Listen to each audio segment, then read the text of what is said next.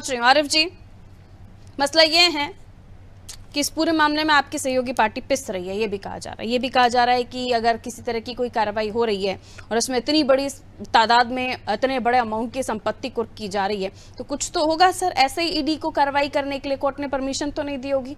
आप क्या मानते हैं आरिफ साहब? सभी को मेरा नमस्कार है और आपके दर्शकों को भी। देखिए पारुल जी, डबल स्टैंडर्ड इस कार्रवाई में दिखता है।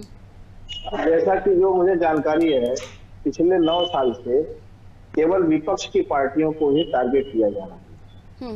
2019-20 में ईडी ने 981 मामले दर्ज किए थे। 21-22 में इसकी संख्या बढ़कर के होगी 1180। लेकिन अभी तक जो मुझे जानकारी है समाचार पत्रों के माध्यम से, वो 23 अभियुक्त को ही दोषी ठहराया गया। 14 पार्टियों ने सुप्रीम कोर्ट में हलफनामा लगाया है कि भारतीय जनता पार्टी की सरकार में केवल विपक्ष को ही टारगेट किया जा रहा है। अब बात आती है कि ईडी निष्पक्ष रूप से काम करे, सीबीआई निष्पक्ष रूप से काम करे तो किसी को कोई आपत्ति नहीं है। अभी जैसा कि प्रधानमंत्री जी कई रैलियों में कहते चले आए कि कोई भी भ्रष्टाचारी बख्शा नहीं जाएगा। ठीक है, प्रधानमंत्री जी को कहना भी चाहिए और भ्रष्टाचार ही हमारे विकास में बाधक है।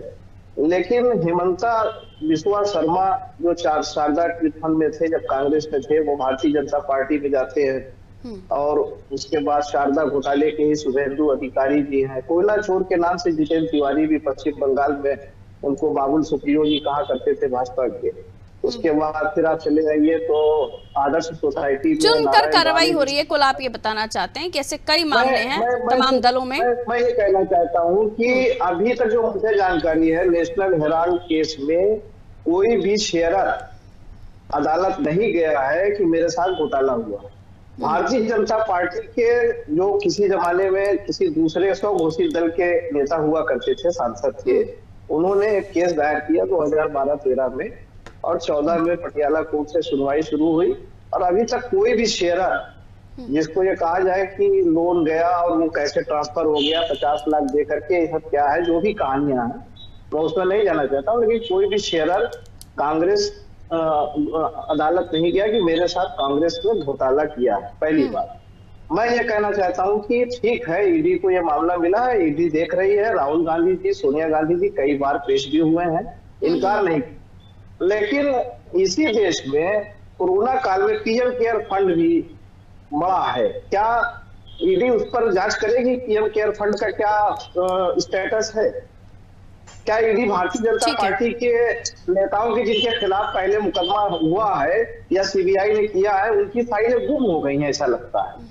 तो मैं समझता हूं कि निश्चित रूप से 2024 और जो 5 राज्यों में चुनाव है, जो परिणाम आपके माध्यम से, आपके चैनलों के माध्यम से जनता तक पहुंच रहे हैं कि भारतीय जनता पार्टी अपने वादों से, अपने नारों से विरत जाकर के काम करती है।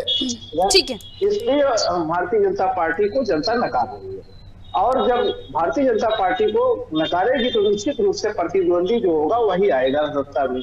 तो ये एक डर है, एक हताशा है। ईडी सीबीआई कल भी रहेगी, आज भी रहेगी।